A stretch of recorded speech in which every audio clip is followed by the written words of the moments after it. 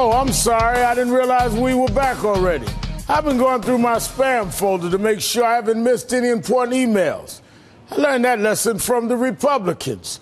Charlie Webster, chairman of the Maine GOP, is now blaming a spam folder for a caucus night debacle that could take the state away from Willard Mitt Romney.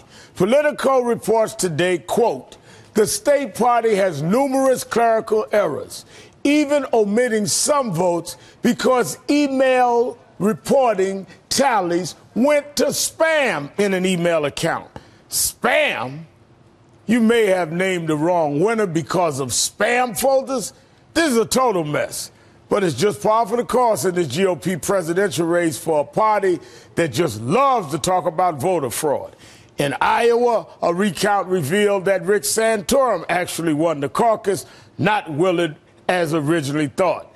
And in Nevada, it took 2 extra days to get the final results amid charges of fraud and conspiracies. Republicans can't get their own house in order, but they still think they have the right to force voter ID laws on the rest of us. Clearly, these laws are about voter suppression, not voter integrity. Joining me now, Judith Browne-Dianis, co-director of the Advancement Project, a civil rights group focused on issues of democracy and race. Thank you for joining me tonight, Judith. Thank you for having me, Reverend Sharpton. If Republicans can't get voting in their own election straight, why should anyone listen to their views about voter ID laws? I mean, this shows, a lot of hypocrisy on their part.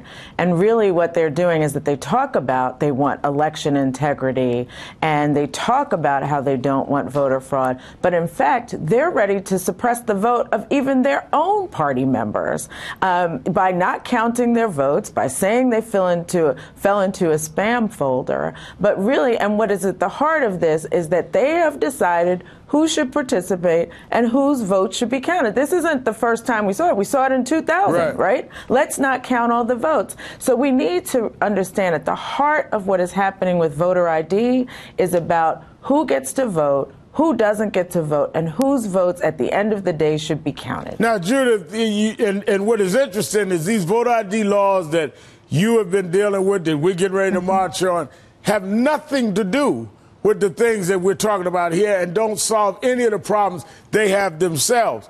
For example, caucuses will take place in 3 counties in Maine tomorrow, according to the Boston Globe.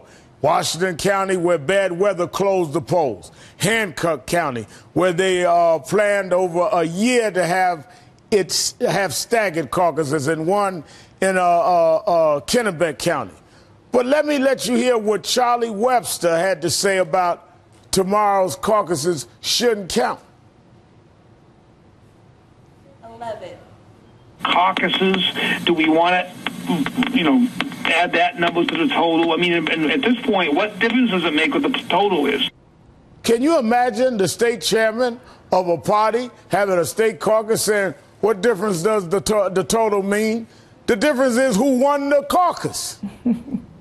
This is the real voter fraud, right? It's like, let's not count every vote. This is no different from what the Governor Ehrlich's campaign person did in Maryland when they did a robocall to tell people, stay home because O'Malley already won when in fact he hadn't. It's about suppressing the vote, and It seems like they just decided we know who won, so we don't need to count your votes any longer. Now you must also remember, Judith, Webster, the state chair in Maine that just said total doesn't matter, he's also the one that tried to disenfranchise college students from voting. Listen to this. Today I will be hand-delivering the names of 206 individuals that have committed, I believe, voter fraud here in Maine. Several of these out-of-state students vote in and out of Maine selectively. Sometimes at home, sometimes in Maine. These actions are simply wrong and, I believe, illegal. Now, he wants to stereotype, broad brush all of the college students to disenfranchise them. What is interesting, they don't want in Iowa caucus and any of these other caucuses or primaries, they're not asking for voter ID for their primaries and caucuses. They're asking them for the general. I wonder what's the difference. Oh, we know what the difference is, Reverend Sharpton. It's that 11% of Americans don't have it. 25% of African Americans do not have state-issued photo identification. In Wisconsin, 78% of African American males between 18 and 24 don't have state-issued photo identification. So, you know, they know who they're targeting. Thank you, Judith. You have a great weekend. Thank you. We'll be right back.